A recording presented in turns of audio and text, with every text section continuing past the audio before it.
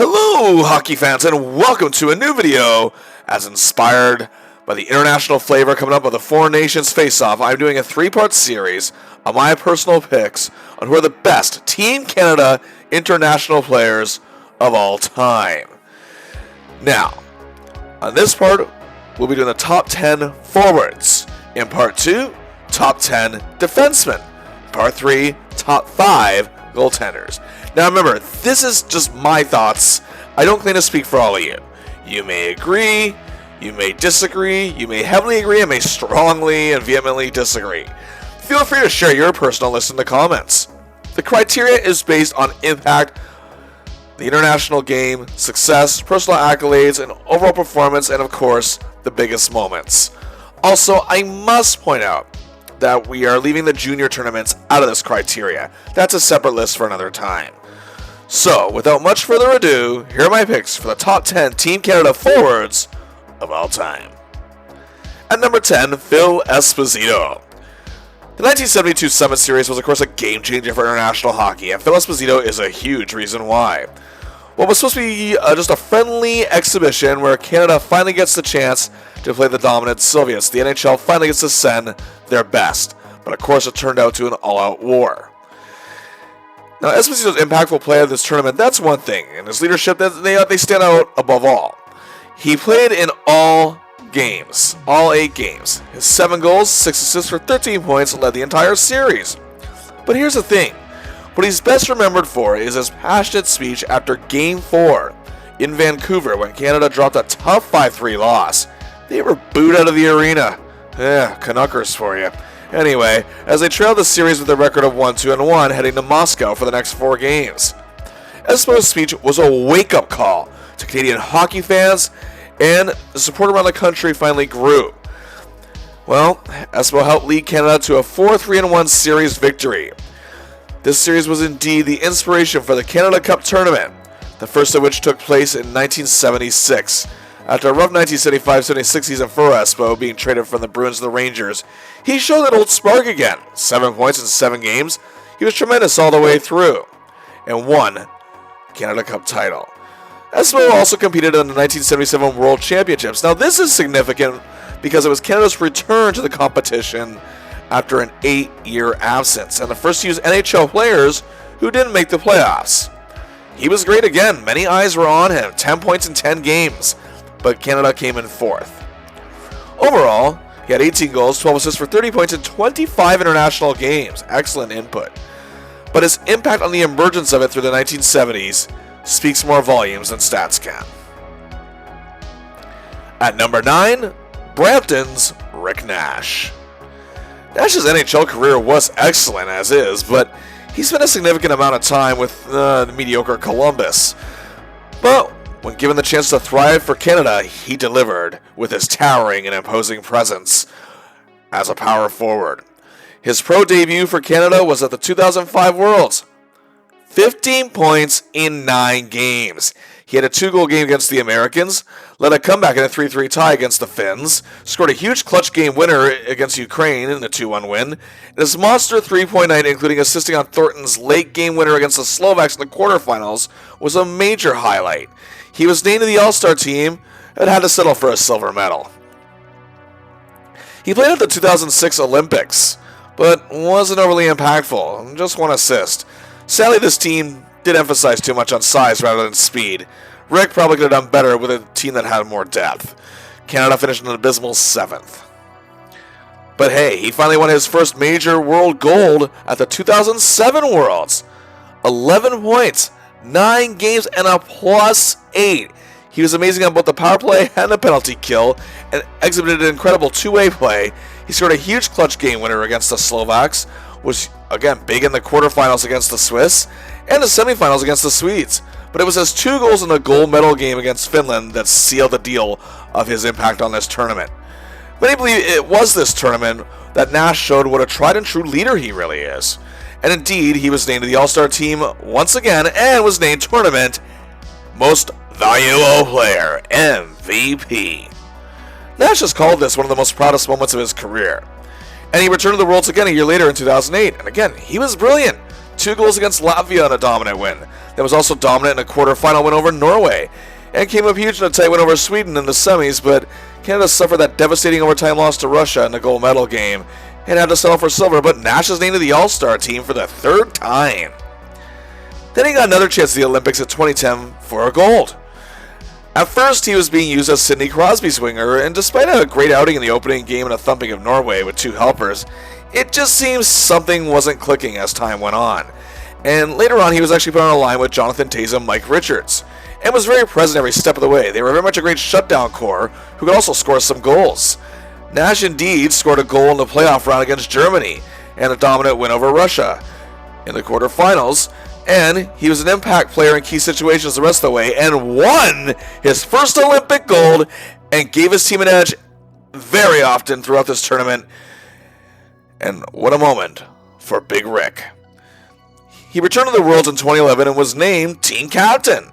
He was again a welcome presence. A big game against lowly France. He scored a key shootout goal in a win over the Americans, 2 assists in a tight win over Norway, and a clutch goal with 7:29 left on a power play and a 3-2 win over Sweden. But Canada was eliminated in the quarterfinals, finishing 5th in the tournament. Youch. Soon after this, however, Nash joined a New York Rangers squad that was pretty prominent as a contender in the playoffs, so he wasn't really available for the World Championships as much as he used to be. But he did play in one more Olympic tournament, and that's 2014 in Sochi. He was primarily used as a checking forward and a penalty killer, and he did well in that regard, and got his 2nd Olympic gold, his last international competition of his career. Hey, clutch, power play, penalty kill, leadership, Rick Nash represented everything good about Canadian hockey.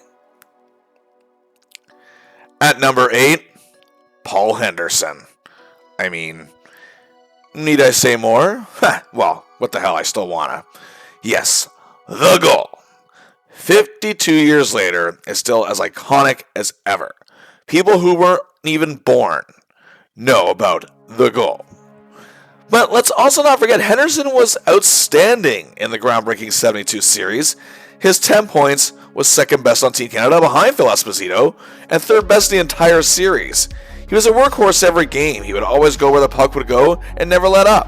While he was excellent selection for Canada, coming off a career-high 38 goals for the Leafs, and had reached at least 20 goals 6 times, nobody expected him to play as well as he did in this series. Sometimes people forget, with Canada down 1-3-1 in this series, he scored the game winners as well in Game 6 and 7 to tie it. And of course, that historic moment where he fought so hard for the puck and even fell trying to get it, and Henderson has scored for Canada! Yeah, okay, I can't do the great Foster Hewitt justice, but who can? Well, a record TV audience was watching, and Henderson's series winner isn't just replayed as a hockey moment, it's etched into this country's history. Paul Henderson made Canada pride and hockey fandom soar to new heights on that day. While I don't think he's much of a drinker, I am willing to bet he never had to pay for one in any Canadian bar for the last 52 years. And Henderson again represented Canada at the 1974 Summit Series as he joined the WHA Stars to battle the Soviets. But Canada didn't fare nearly as well, losing with a 4-1-3 record. Henderson did notch 3 points in 7 games. But just for his impact alone, in 1972, Henderson makes this list easily. At number 7, Jonathan Toews. The man known as Captain Serious, and lately has been making the rounds in the news about a possible NHL comeback as illness issues forced him to leave the game for a while, still at a pretty young age. He truly was a marvel as a junior, and his first experience as an international pro, like others such as Paul Kariya, he played for Canada in the 2007 World Championships before he even stepped foot on an NHL rink. Many were blown away by the way he could already play at this point in his career, overcoming defenders, his quickness, great hands, keen eyes, excellent shot, and abilities in the faceoff circle. He was incredible already. He helped Canada win a gold medal at the 2007 Worlds, propelling his pro career in the right direction. 7 points in 6 games. After his rookie NHL season, he returned to the Worlds in 2008 and played well again. However, Canada suffered that heartbreaking overtime loss to the Russians, and he'd have to settle for a silver. Media experts and pundits and critics proceeded to criticize Managing Director Steve Yzerman for picking Jonathan Toews to be a part of Team Canada, feeling that his inexperience won't help. What? Well, see, here's the thing. Yzerman actually learned from the mistakes Gretzky made in 2006 and knew Toews' dynamic and experienced an international play already at this point that would benefit the team.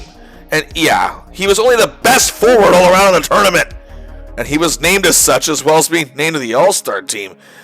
And yes, the gold medal he won pretty much helped as well. Well, after this, because he was busy winning Stanley Cups, he wasn't really able to play in a World Championship tournament.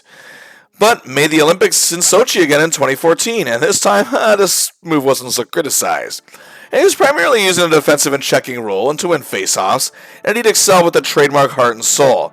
Toews' lone goal of the tournament, however, came in the gold medal game to open the scoring en route to a 3-0 win over Sweden, getting his second gold medal.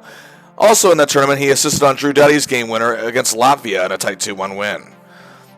Jonathan Toews' final tournament to date was the 2016 World Cup of Hockey, and he was outstanding again, playing with uncanny focus. 2 of his goals came in the 4-2 win over Europe in the round robin, and assisted on Marchand's game winner in the finals that even won them the World Cup.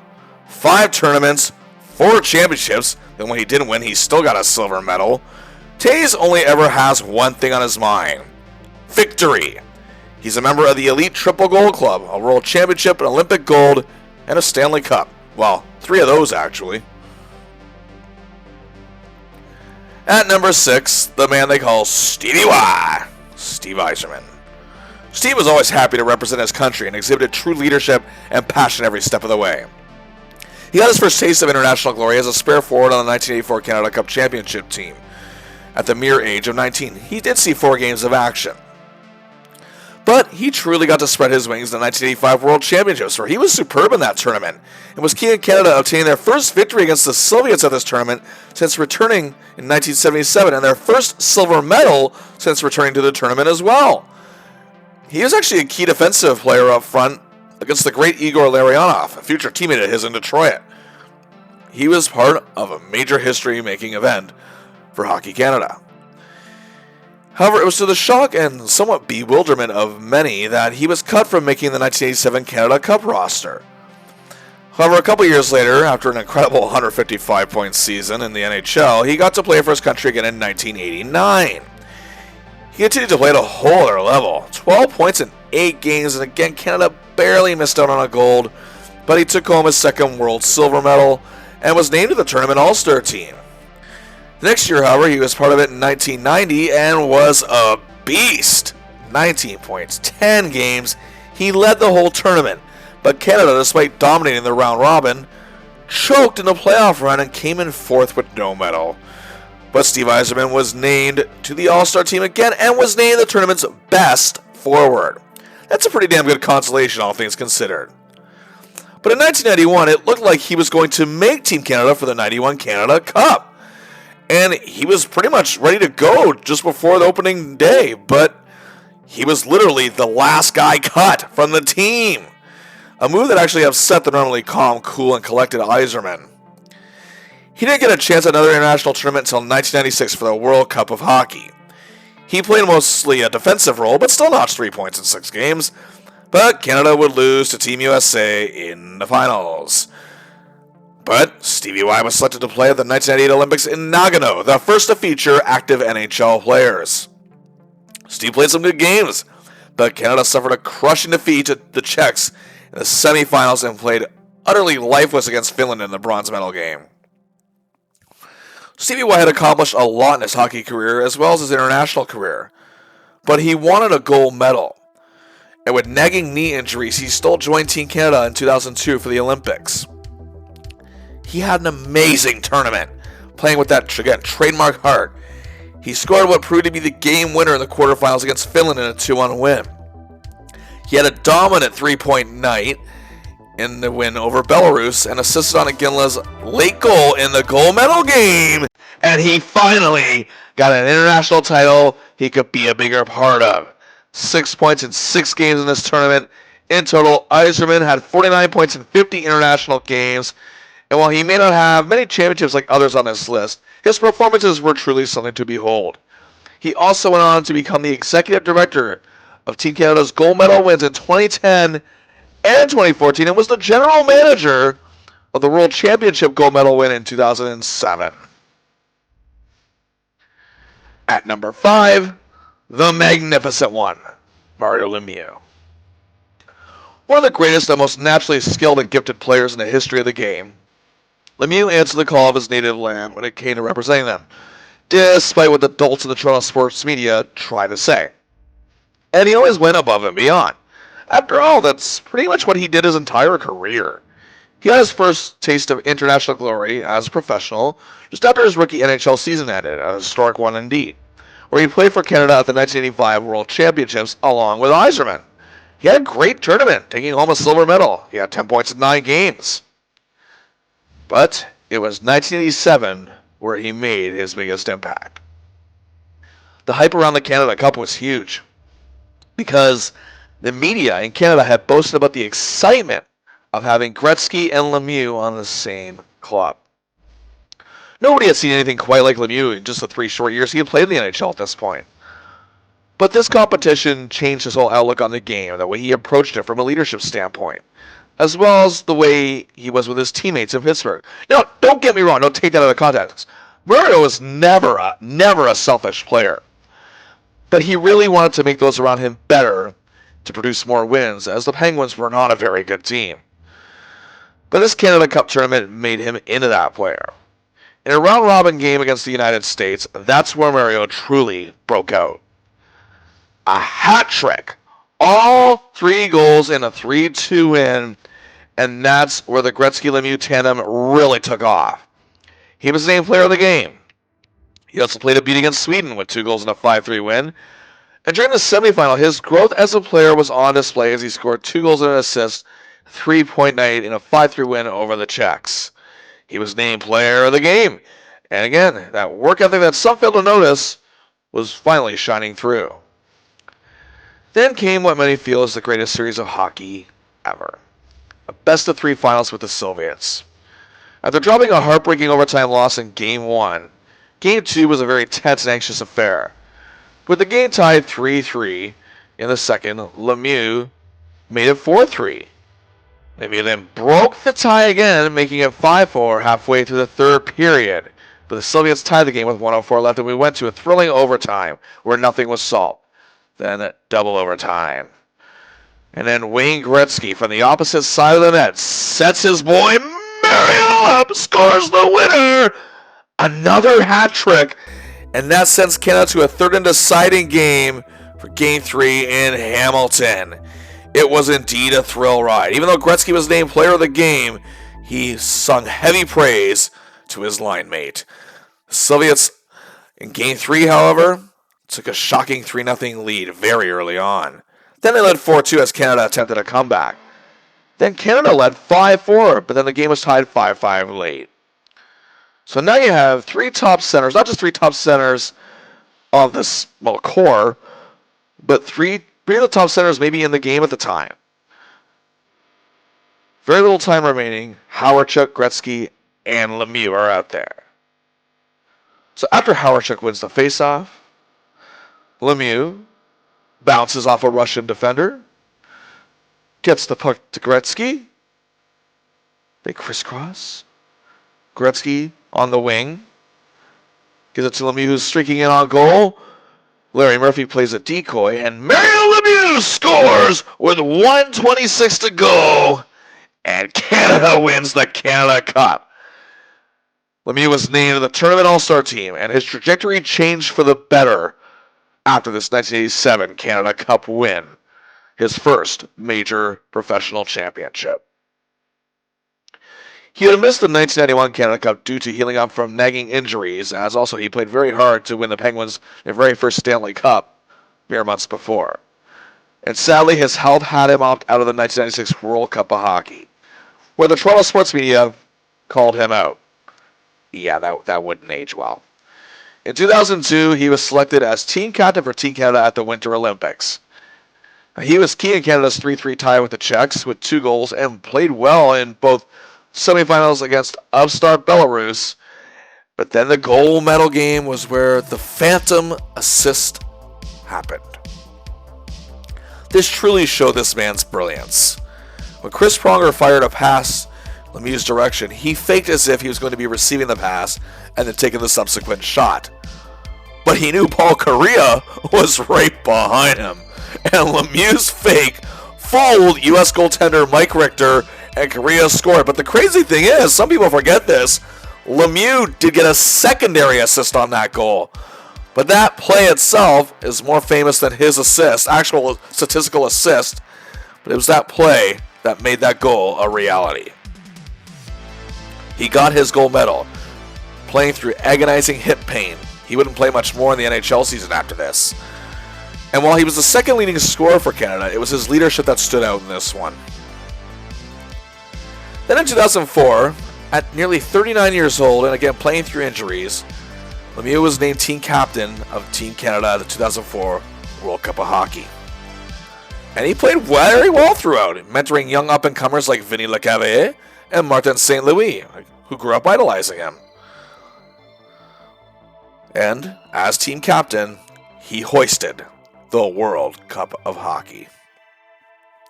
He had 39 points in just 29 international games, but his impact in every tournament he played, 3 of them championships out of the 4, the other being a silver, is why he's here. And again, the 87 tournament alone, in my opinion, warrants inclusion. It taught him to be a more dynamic player in terms of his leadership and teamwork. It is what made him the man that not only led his team eventually to 2 Stanley Cups, but Canada to a gold medal in 2002 and the World Cup in 2004. At number 4, Danny Heatley. Now this may come to a surprise to many of you, but Heatley had a very good NHL career, but it was international hockey, I feel, where he truly excelled at his finest. With great speed and a beautiful shot, Heatley also had a great understanding of what it takes to excel at the international game and strategy. Yes, I mean, he does have 74 points in 71 international games, and that's a huge part of the tale, but he was a marvel out there. He got his first taste of professional international hockey after his Calder Trophy rookie year, and despite Canada collapsing in the playoff round, coming in 6th in the tournament, Heatley played excellently in the 2002 World Championships. But his play was 10 times better than that in the 2003 Worlds. Not only did he notch 10 points in 9 games, he led Canada to a gold medal win, their first since 1997, was named to the tournament All-Star team. And he was even better in 2004. Heatley's 11 points led the tournament in scoring, which included 8 goals. He led Canada to another gold medal, was tournament All-Star, best forward, and tournament MVP. And then a few months later was part of Canada's World Cup of Hockey win later that year. And he notched a couple of assists, but was a key player along the boards. In 2005, he played in his 3rd straight World Championship, and was again tremendous, but Canada was blanked by the Czechs in the gold medal game. He had to settle for a silver. Heatley didn't play in the 2006 Olympics, getting his first chance at the games, but again, so many things went wrong for Canada in this tournament, and it just was bad. And of course, yes, they finished 7th. Heatley did play well in the opening game against Italy. At the 2008 Worlds in Quebec City, Heatley played again, and oh my god, he was crazy good here. 12 goals, 8 assists, 20 points. By far led the tournament in scoring and was a plus 13. He had 1 hat trick, but sadly, as I mentioned in the Jonathan Toews portion, they lost in overtime against Russia. Actually, I mentioned it a couple times now. But Heatley was named to his 3rd All-Star team, got his 2nd selection as best forward, and 2nd tournament MVP. In 2009, Heatley returned to the Worlds for a 5th time. Had another great showing with 10 points in 9 games, but in a loss to Russia saw Canada having to settle for a silver. In 2010, Heatley got another shot at the Olympics in Vancouver. He had 2 goals and a dominant win over Norway to open the round robin, and had another 2-point and a 3-2 shootout win over the Swiss. He was very key on that thrilling victory. He had a goal in a loss to the States, and had an assist in the qualifier playoffs against Germany and against Russia in the quarterfinals as well.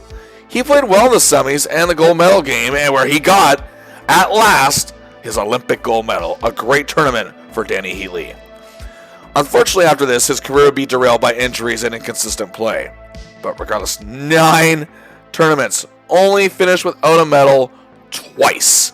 4 championships, 3 silvers, several personal accolades. He belongs this high on this list. At number 3, Joe Sakic. Now, okay, I know someone to question him being this high on the list. Sure, you're not actually questioning him being here, but the fact is, while his 41 points in 48 games is very good and may not be as good as some of the others on this list, it was all about his drive to win, as well as his role as a silent, yet effective, and foremost, dedicated leader who led by his actions more than his words. And the fact is, his teammates always responded to him in big ways, be it during his 20-year Hall of Fame NHL career as a member of the Quebec Nordique / Colorado Avalanche, or playing for his country. It was the 1991 World Championships where he got his first chance to play for his country on a professional level. Fans and media marveled at his showing. 6 goals, 5 assists, 11 points, excellent +6 in 10 games, leading Canada in scoring and tied for 3rd overall in the tournament, and he received a silver medal. However, just mere months later, he was one of the final cuts for Team Canada's 1991 Canada Cup team, which frustrated the youngster. Again, Mike Keenan just has a way of frustrating calm guys. And again, feeling as if Keenan had centered him out and never truly gave him a chance to prove himself. He got another chance at international glory in 1994 at the Worlds, and he was superb once again. 7 points in 8 games, making huge plays as he's known to do, key in the face-off circle, and helped Canada to their first gold medal at the Worlds since 1961. 33 years. Joe was selected to play for Team Canada at the 1996 World Cup of Hockey, but wasn't really given his usual amount of ice time. Be it as it may, he played well with 4 points in 8 games, but Canada would lose to the U.S. in the final. Sakic just couldn't seem to catch a break on the international scale by 1998, as Canada sat collapsed in Nagano in the 1998 Olympics, and Joe was selected to play, and he was bothered by a bad knee, but was amazing during the team's 4-1 round-robin win over the United States. He had a goal and 2 assists for 3 points, but he and his team walked away with a mere 4th-place finish, but his performance in that game stood out as maybe the best thing about Canada in this whole tournament. But in 2002, he was ready for redemption, being named to the Olympic squad again. He had a rough outing and a loss to the Swedes to open the tournament, but he scored the opening goal in a tight 3-2 win over the Germans and played well in the tie with the Czechs. He also scored the opening goal in the 2-1 quarterfinal win over the Finns and set up Steve Yzerman's opening goal in the 7-1 dominance of Belarus in the semis. But it was the gold medal game, and this is the major reason why Joe is on this list and this high. And he proves to be a big game player once again, as he has throughout his career. With the game tied 1-1 late in the first period, Sakic made a beautiful setup to Iginla. 2-1 Canada after 1. The U.S. tied the game later in the second, but then Burnaby Joe executes a power play marker to make it 3-2 after 2. Time was winding down. Canada was clinging to their 1-goal lead, but then with 3:59 left, he, along with friendly rival Yzerman, helped set up Iginla for another one, 4-2 Canada. But his work ethic did not slow down. As with 1:20 left, he put the final nail in the Americans' coffin in a 5-2 win. This was Canada's first gold medal in 50 years since 1952. Sakic's performance in this game. Wow. 2 goals, 2 assists, 4 points. This was remarkable and forever etched him as one of the all-time great international players. And after gladly receiving his gold medal, he was named an All-Star, Best Forward for the Games, and Tournament MVP. This also made Joe a member of the Elite Triple Gold Club. A crowning moment for an all-time great. Oh, but wait! He wasn't quite done. He was named to represent Canada at the 2004 World Cup of Hockey, and he opened the tournament by scoring what proved to be the game winner in a tight 2-1 win over the U.S. Then, after a win over Slovakia, Sakic scored the insurance marker in a 3-1 win over Russia. Then it was a 3-point night and a 5-0 shutout win over the Slovaks in the quarterfinals. And Canada's thrilling OT win over the Czechs sent them to the one-game final where Sakic scored 52 seconds in against Finland. Canada's 3-2 win to win the World Cup of Hockey. Another great tournament and another championship title for Joe, meaning he has won at every major international tournament. His last competition, however, was the fated 2006 Olympics. He was deservedly named captain of the team. Sakic was sharp in the opening domination of Italy and had a goal in a 5-1 win over Germany, but he was shut down after that. Mind you, so was most of the team, as again Canada finished 7th. Well, not the way he wanted to finish his international career, but with 7 tournaments that gave him 3 championships and plus a silver, and going above and beyond at crucial times, and of course his unforgettable presence at the historic 2002 Olympics, he truly is one of Canada's all-time best. At number 2, Sid the Kid, Sidney Crosby, known also as Captain Canada. From 2005, no Canadian prospect had the hype of this youngster since Eric Lindros in 1991. The pride of Cole Harbour, Nova Scotia, he got his chance to shine for his country just after his rookie NHL season ended in 2006 as he went to his first World Championship. And the 18-year-old was the leading scorer in the tournament, with 8 goals, 8 assists for 16 points in just 9 games. Canada, however, would collapse in the medal round and only finish 4th, but the kid was named to the tournament All-Star team and the top forward. But after a few deep playoff runs, which included a Stanley Cup final appearance and a win, he waited till 2010 to represent his country again at the Olympics in Vancouver. He notched 3 assists in the opening round-robin game in the 8-0 dominant win over Norway. He would be the hero in the tight 3-2 win over the competitive Swiss club, scoring the shootout winner, being the only shooter who scored. He notched a goal in a loss to the U.S. He scored another goal in the 8-2 win over Germany in the playoff. He didn't register a point in the quarter and semifinal games, but still played well.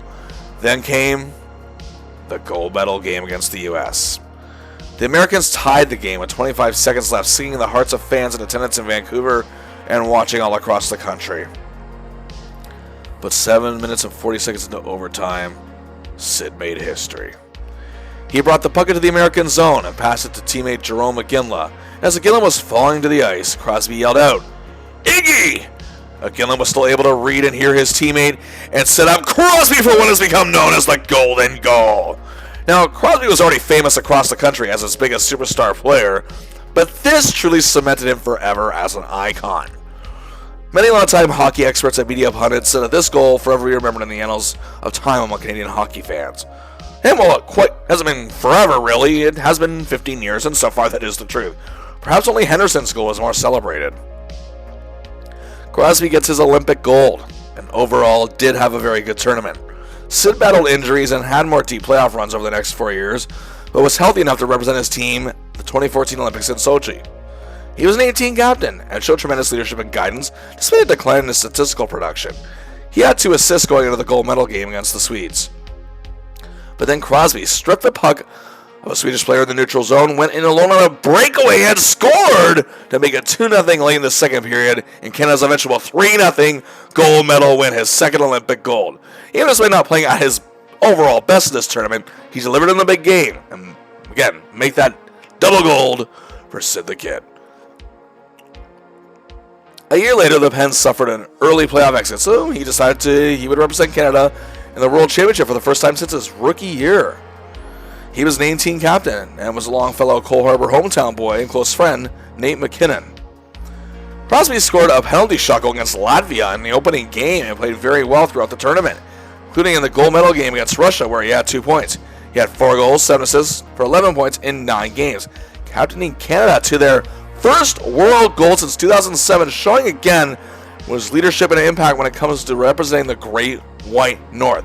His following in the country just continued to grow, and he was now officially a member of the Triple Gold Club. But he wasn't done. In 2016, just fresh off his second Stanley Cup win, he was called to lead Team Canada again, this time the World Cup of Hockey, the first tournament since 2004. He didn't waste any time, as in the opening round-robin game against the Czechs, he scored a goal and 2 assists for a 3-point night. Canada's dominant 6-0 win. After a win over the U.S., Canada beat Team Europe 4-1, Crosby getting a goal in that one.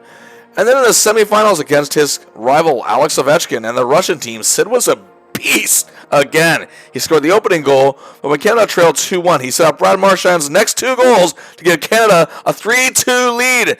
As his line with Marchand and Bergeron, 2 Bruins, they looked unstoppable. Another 3-point night for Sid and a 5-2 win. Then it was a best-of-3 finals against the Europeans, and Crosby had a goal and a helper in a 3-1 win in Game 1. In Game 2, it looked like Europe was going to take it and tie the series, leading 1-0 late, but Crosby, anchoring the power play, got it back to Burns, who set up Bergeron to tie the game with 2:53 left, and then Marchand's incredible shorthander won the game with 44 seconds left, and they win their second World Cup of Hockey. Crosby was named Tournament MVP. His passion to play for his country was always on display in the way he led, and the way he played, his overall impactful presence no matter what he was doing, especially in championship games. 6 tournaments, 5 championships. The only one he didn't win was his very first, and still received personal accolades in that one. His infamous 2010 goal, captaining 3 championships after, 47 points in 37 games as well. Crosby is truly one of the best Canada has ever had to offer. Now, before we reveal our number 1 pick, here are some honorable mentions. First, Eric Lindros. Lindros was tailor-made for international competition. He became the first player in Team Canada history to play in the Canada Cup and not play one single NHL game. He played very well in what would be his first international title. Several months later at the 1992 Olympics in Albertville, he led Canada to a silver medal. It's actually their first medal since 1968. 3 points each in dominant wins over the Swiss and Norway, and played well against the Czech team, scoring the thrilling shootout winner against Germany in the quarterfinals. Dominant 17 points in the 93 Worlds. Despite Canada's 4th place finish, he was named the All-Star team, won Best Forward. He played well in the 96 losing cause, played well in the 98 Olympics, but was criticized somewhat unfairly for his lack of leadership, but he did get his Olympic gold in 2002. He also played for Canada's touring national team in 91 and 92, had 35 points in 24 games. The Sniper Machine, Mike Bossy. And he only played in 2 tournaments in the 81 and 84 Canada Cups, but he was a machine. At the peak of his dominance during that era, 20 points in 15 games, Bossy no doubt had everything it took to take control of a given game. He was incredible at the 1981 Canada Cup tournament in the losing cause. His 3-point performance in the opening win against Finland, big game and a win over the U.S., a determined performance against the Czechs in a tie, huge goal and a win over Sweden, as well as a goal and a 7-3 dominant win over the Soviets. Bossy looked unstoppable, and he scored 2 goals in a 4-1 semi-final win over the U.S. But Canada would be throttled by the Soviets in the final. He was now, however, named to the All-Star team. Also, Bossy had another chance for an international championship in '84. And while Canada had trouble getting it together at first, Bossy made the perfect deflection as he scored the winner in Canada's epic 3-2 overtime win over the Soviets in the semis. Bossy had 9 points in 8 games in the tournament and hoisted the Canada Cup trophy in victory. Just 2 tournaments, yes, but 2 very memorable outings. Next, Marcel Dion, one of the most gifted centermen to ever play the game. First represented Canada at the 1976 Canada Cup, to the very first, and he was a major key factor in the round-robin win over the U.S., and again played very well against Sweden in a win, and went on to assist Darryl Sittler's infamous overtime winner against the Czechs in the final to win the Canada Cup. In 1978, Canada's second year back at competing at the Worlds, Dion was superb, 9 goals, 3 assists for 12 points in 10 games, and led Canada their first medal in the tournament since returning, a bronze, and was named Best Forward. He returned again in '79, but wasn't all that effective as Canada finished 4th. He played well in the 1981 Canada Cup in a losing effort, but garnered 2 more World Championship bronzes, winning in '83 and '86, playing very well in both, thus giving him 3. Very key in Canada's re-emergence at the World Championships at this time. Next, Mark Messier, one of 4 players to win 3 Canada Cups. His debut for the big competition was in 1984. The Moose had 6 points in 8 games, Canada's long, crazy road to being championships, and he was ferocious out there. He was then part of the infamous '87 club and assisted on 2 of Mary Lemieux's hat-trick goals against the U.S. and was huge, setting up Oiler teammate Gretzky's late clutch tying goal in a round-robin against the Soviets and was named Player of the Game for his performance. He was a workhorse in the epic final series, earning him a 2nd international title. In 1989, and at the time was a rare Oilers first-round exit, he joined Team Canada in what would be his only World Championship appearance. He had 6 points in the 6 games he played in and walked away with a silver medal. Messier played, however, his best tournament so far, the 1991 Canada Cup, and not only did he have 8 points in all 8 games, but he was a +7. He was also part of the Canadian team for the 1996 World Cup of Hockey in a losing cause, but was heavily criticized for his play. But be that as it may, international hockey was definitely his forte. The man known as Ducky, Dale Hawerchuk. After a sensational rookie season with the Winnipeg Jets, he got to represent Canada in the 1982 Worlds, scoring 3 goals and obtaining a bronze medal. After being rejected for the 84 Canada Cup, he received another bronze in the 86 Worlds, notching 6 points in 8 games. But in 1987, he got his shot at the Canada Cup and was superb, saving his best for the thrilling clinching game against the Soviets, which I mentioned earlier. Not only did he have a goal and a helper, but again, he won that key faceoff that led to Lemieux's game winner and made a big hit. He was named Player of the Game. 2 years later, he was captain of Team Canada at the 89 Worlds. He had 12 points in 10 games in the silver medal effort, and he then won one more title at the 1991 Canada Cup, playing a more defensive role but still had 5 points in 8 games. Jarome Iginla, the Edmonton-born Calgary superstar, was always working hard in any given game he played. In 1997, he won a World Championship gold at the age of 19, just after his rookie year, with 5 points in the tournament. But it was always his play in important games at the Olympics that stood out. And of course, the gold medal game in 2002, Sakic may have been the superstar, but Iginla's 2 goals made him more of a household name across the country and was applauded for his play and key in getting Canada their first gold in 50 years. He won the 2004 World Cup of Hockey, which he is best remembered for his 3-point night against Slovakia in the quarterfinals. He represented Team Canada in the 2006 Olympics, but in 2010, he got a chance at another gold. He had 3 points in an 8-0 win over Norway, had a great playoff game against the Germans, and infamously set up Sidney Crosby's golden goal in epic fashion. 2 golds for Iggy, a world title, a World Cup, every major international championship that he could play for. The only time he didn't win anything at all was in 2006. And our last honorable mention, it would have been my number 11 for this list for sure in this video, and I've struggled with this, Paul Kariya. Mere weeks before he was drafted by the Ducks, Kariya already saw his taste of international hockey, and had media pundits and experts marveling at his performance in the 93 World Championships. Despite Canada's 4th place finish, it added more height to him as a future NHL star.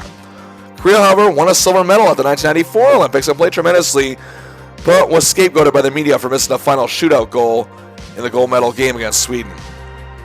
But Paul got his redemption mere months later at the 1994 World Championships. He notched a hat-trick, and not only did Canada beat a Swedish team that had many of those Olympians present, but he led Canada to a gold medal. Again, their first of 33 years, was named the All-Star team, was named best forward of that tournament. A very special moment for him, and he still hadn't even played a single NHL game at that point. He returned to the Worlds in 1996 and was incredible. He had to settle, however, for a silver medal, but was again named to the All-Star team. But sadly, injuries robbed him of some big opportunities. Competing at the 1996 World Cup of Hockey and the 1998 Olympics in Nagano, he was unable to play. He was selected both times. He did, however, compete in the historic 2002 gold medal win for Canada. He was key in a tight round-robin win against the Germans, played very well in the semifinals against Belarus, and scored a big-time goal in the gold medal game that shifted momentum for Canada. Korea's last international competition saw him smiling with a gold medal around his neck. And now, my pick for the number 1 forward in Team Canada history. Some of you likely already guessed. It is indeed Brantford, Ontario's very own, number 99, the great one himself, Wayne Gretzky. When you reach a certain stature in hockey like Gretzky did, and the fact that he did so in a sport that is the pride of an entire nation, when international competitions come calling, you best believe the pride of the game itself will be there to represent said nation. After just his second NHL season, he had already set numerous records, including assists and points in a season, as well as most points scored in a season by a teenager. And by the time he was 20, the 1981 Canada Cup came calling, and he answered very proudly. In the opening round-robin game against Finland, he had 2 goals and a helper for 3 points.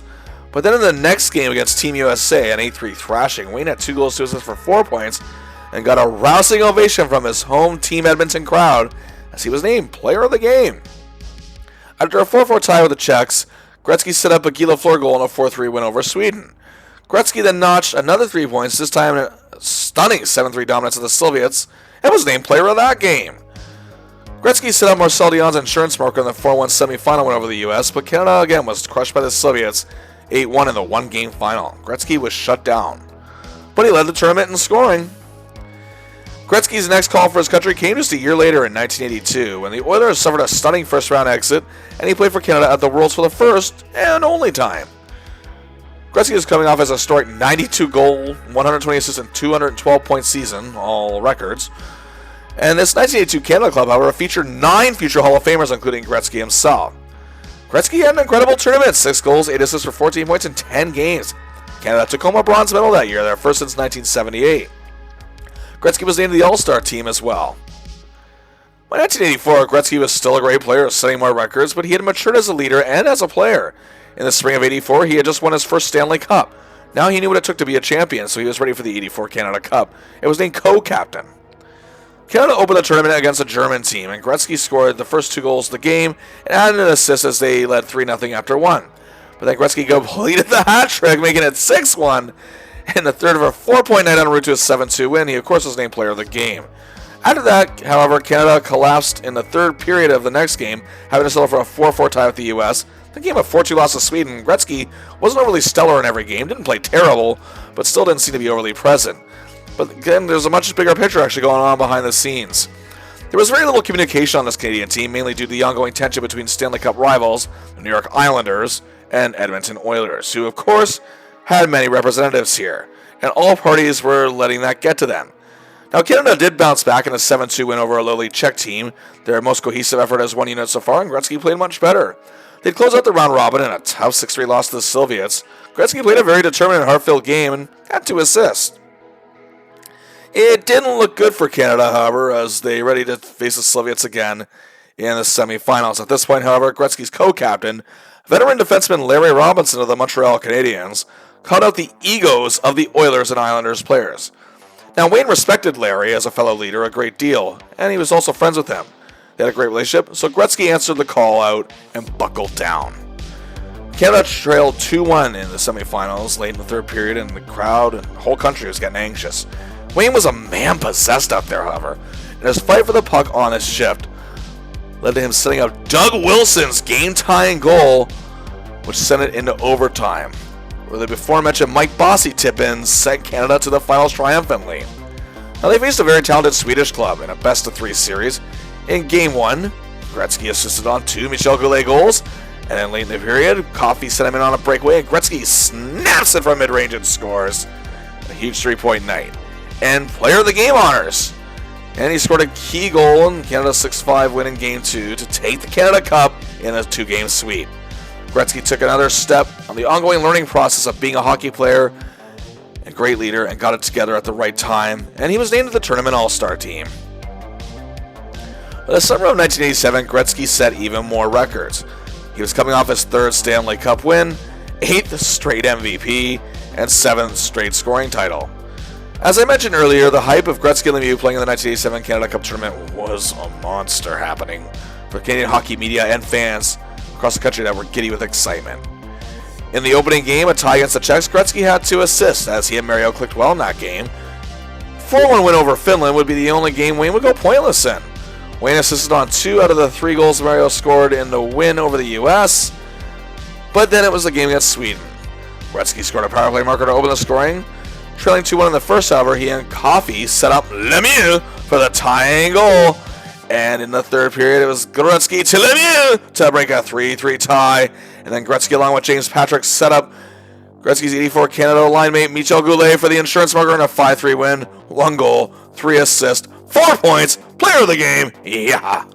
Then in the final round-robin game against the Soviets, Canada was trailing 3-1 in the second period. But then Gretz to Mess to Raymond Bourque. The deficit was cut to 3-2, but the Soviets were hanging on. But with 2:27 left, the Oilers line delivered. Mess to Glenn to Gretz. Yes, they tied at 3-3. A huge clutch performance on the great one. Gretzky had 2 assists in the big 5-3 win in the semis against the Czechs. And 1 to Lemieux, 1 to Goulet.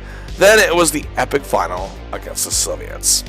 In Game 1, Canada trailed 4-1 in the second.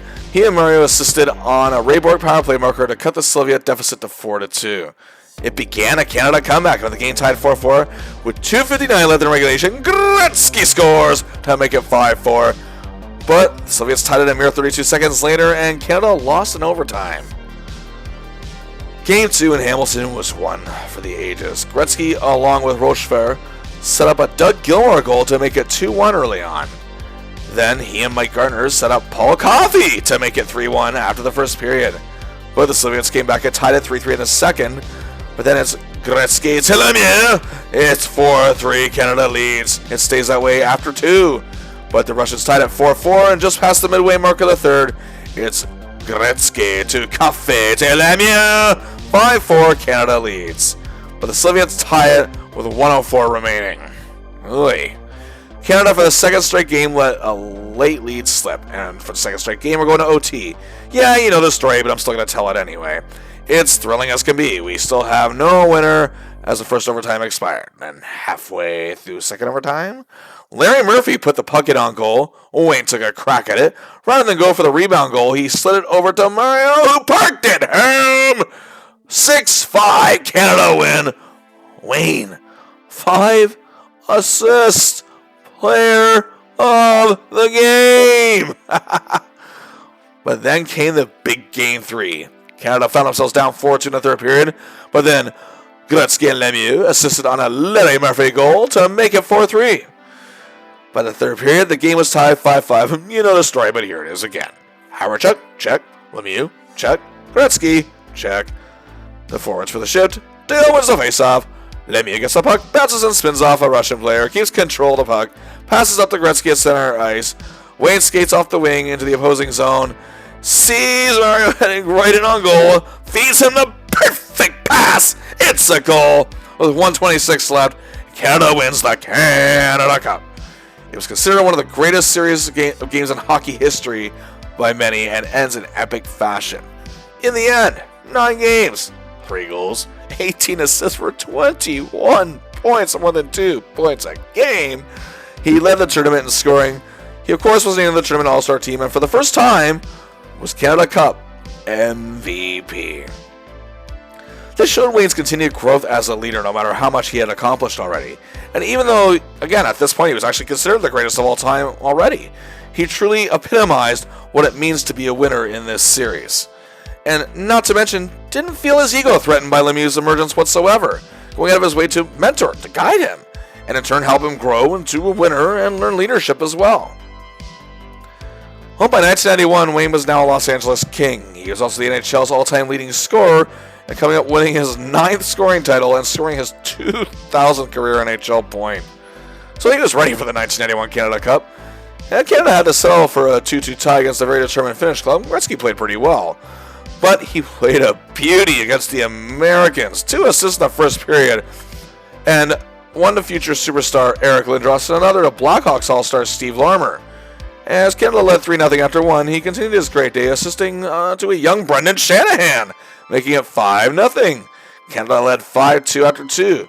The Americans closed the gap to 5-3, but Gretzky jammed at the puck and scored, giving Canada a 6-3 lead in victory. 1 goal, 3 assists, 4 points. Yeah, he's player of the game.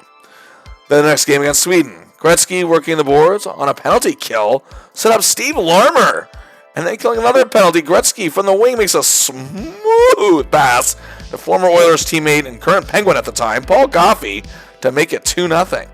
And then Gretzky makes another great play, setting up Dirk Graham. 3-0, 3 assists, and a 4-1 win. Gretzky again, player of the game.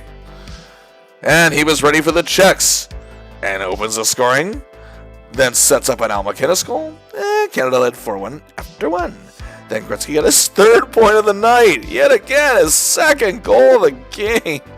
5-2 after 2, and the 6-2 win in total goal. Oh my goodness. 2 goals, assists, 3 points. Player of the game for the 3rd straight time. Gretzky played well in a 3-3 tie with a weak Soviet team to end the round robin. And Wayne led the way in a 4-0 shutout win in the semifinals against Sweden, and winning them in the finals was Team USA. Game 1 took place at the Montreal Forum, and Gretzky set it up perfectly for Steve Larmer to make it 2-0 Canada. And not long after, however, in a moment that many feel changed the trajectory of Gretzky's career, he was nailed into the boards on a check by U.S. defenseman Gary Suter, or as we in Canada call him, Asshat. Anyway, Gretzky was trying to skate it off and shake off the hip, but he was badly hurt.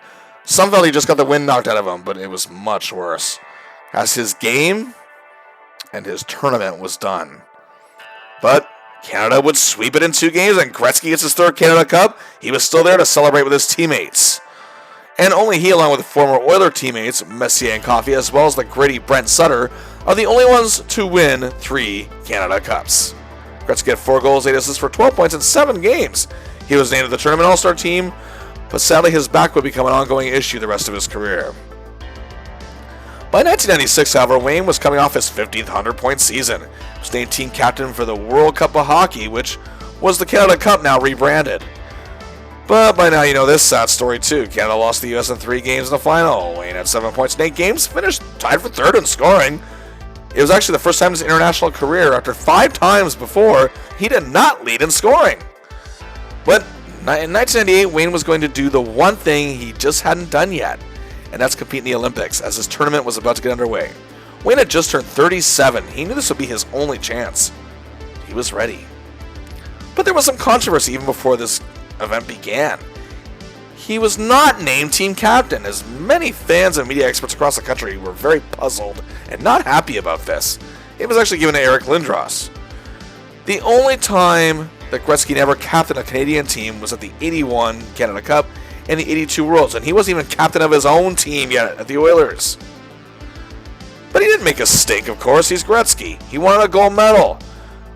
Wayne played well, but went pointless in the first 2 games, both wins for Canada, but notched an assist in a 4-1 win over the U.S. Gretzky had 2 assists, quarterfinal win over Kazakhstan.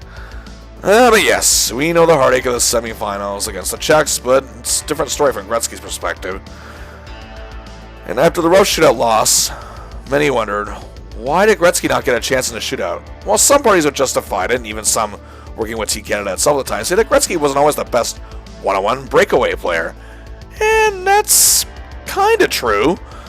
However, was Shanahan really a great breakaway guy? At least not at that point. I can see both sides of this argument. Gretzky still, when going in alone on goal, or at least alone in range with a goaltender, had a great mid-range shot. Again, we talked about when he scored in the Canada Cup in '84 and his infamous 1988 overtime winner against the Flames in the playoffs. And weeks before this, he scored a mid-range goal on Czech goaltender Dominik Hasek in a game where the Rangers faced the Sabres. Well, Gretzky added 1 more assist, his final career international point in the bronze medal game lost to Finland. He retired a year later. But I mean, what more can you really say? 26 goals, 56 assists, 82 points in 55 games. Led all but 2 of his, led all tournaments except for the final 2 of his career in scoring out of 7. That's amazing. But to me, it's his contribution to the Canada Cup, however, that truly makes him iconic. In 1981, showing passion for his country for the first time. In '84, learning some lessons and being wiser because of it. In '87, a true display of greatness and leadership while helping a new young star emerge and be better. In 1991, leading more young talent, playing a trio of unforgettable games. And some say may have been the last of true prime Gretzky. In the 3 Canada Cups he has won, he captained all of them, was an all-star each time, tournament MVP once. And in all 4 Canada Cups combined, he is a player of the game a total of 9 times. His NHL greatness translated to the international game in an iconic fashion. However, for Wayne, despite the heartbreak in '98, his story does get better. In 2002, he was the executive director of Canada's historic gold medal win in Salt Lake City, so he did see Olympic glory at last. He also had the same role for the Team Canada World Cup of Hockey win in 2004. He and Mario still made a great duo. Though he had the same role in 2006 at the Olympics, well, that didn't go very well. But either way, any way you slice it, Wayne Gretzky, #1 Team Canada forward of all time. Well, in our next video, stay tuned as we count down the top 10 best defensemen in Team Canada history. But that does it for our look at the top 10 forwards of all time for Team Canada. Please like and share the video, subscribe to the channel, and until next time, I'll see ya!